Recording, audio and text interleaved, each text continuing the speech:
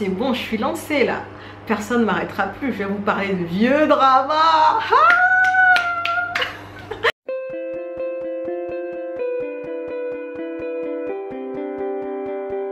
hello, alors dans cette vidéo j'ai envie de vous parler d'un de mes chouchous, d'un de mes dramas chou, un des dramas que je ressens de temps en temps, que j'adore regarder et qui est plutôt vieux, hein. Et moi personnellement je trouve qu'il a bien vieilli, hein. Je trouve qu'il a trop bien vieilli, j'adore toujours le regarder autant, donc voilà.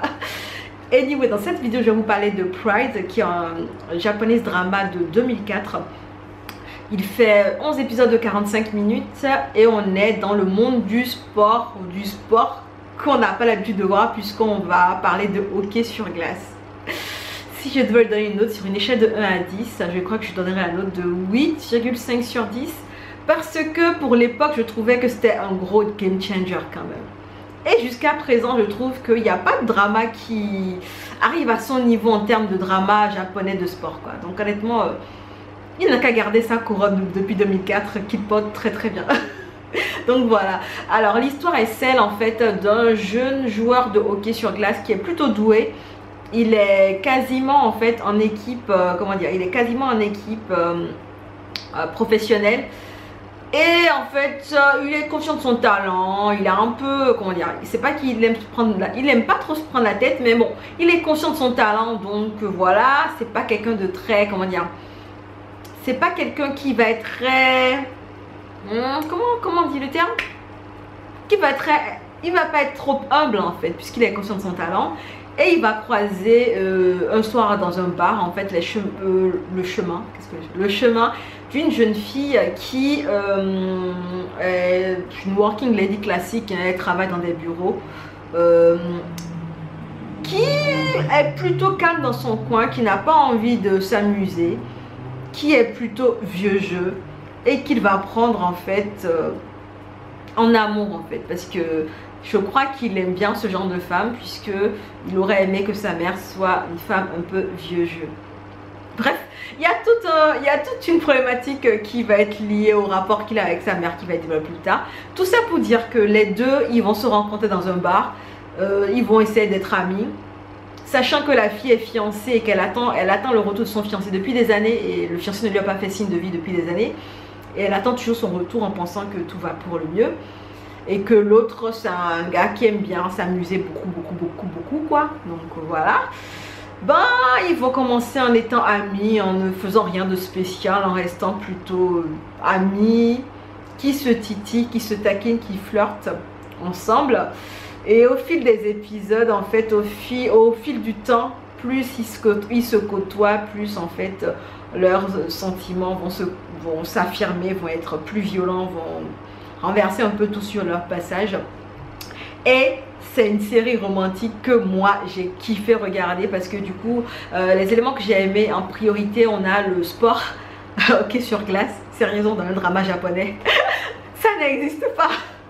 Du coup on a le hockey sur glace qui est au centre de l'histoire. On a les joueurs de hockey qu'on va suivre dans leur compétition, on va les suivre dans leur entraînement, on va les suivre dans leurs incertitudes, on va les suivre dans leur but de décrocher la coupe et tout ça. Donc honnêtement, on suit une équipe qui parfois se prend la tête, qui après fait front uni pour jouer contre des adversaires super puissants, qui vont déployer des tactiques et tout ça. Honnêtement, c'est superbement bien présenté.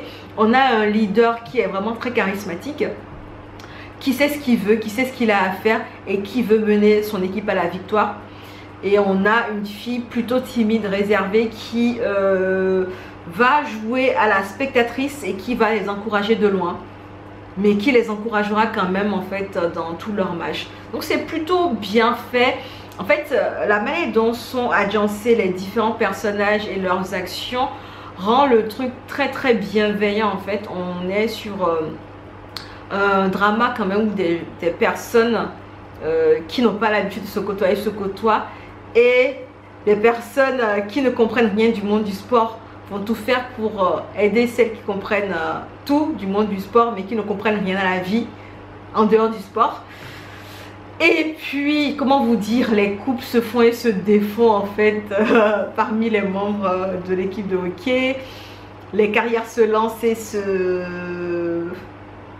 et atterrissent sur le trottoir aussi dans l'équipe de hockey.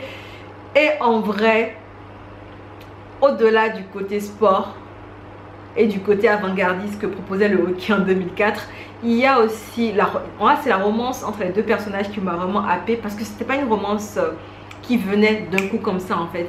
Vous savez, c'est le genre de romance très lente qu'on ne voit peut-être pas venir, qui prend par surprise, qui vous assène à une hypercute et le temps de clignement des cils en fait, de clignement des yeux, vous vous retrouvez en fait à être dans une relation, tandis que votre fiancé débarque et essaie de dire mais yo meuf, c'est quoi ton problème? Bref, en fait, c'est un drama que j'aime pour l'ambiance générale, que j'aime pour le côté sport, que j'aime pour les interactions des personnages, pour les personnages qui sont plutôt bien développés, parce qu'on va bien développer la fille, l'héroïne principale. On va bien développer aussi le personnage du capitaine d'équipe, le mec un peu sûr de lui là, l'héros. On va très bien le développer. J'ai adoré l'arc où il essaie de résoudre le conflit avec sa mère. L'arc qui montrait pourquoi est-ce qu'il appréciait notre héroïne principale. Et on va aussi montrer les incertitudes de l'héroïne principale, quelle est sa vision des choses, parce que c'est quelqu'un de très secrète quand même, qui garde pour elle ses émotions. Et on a des passages carrément, on est en plein focus sur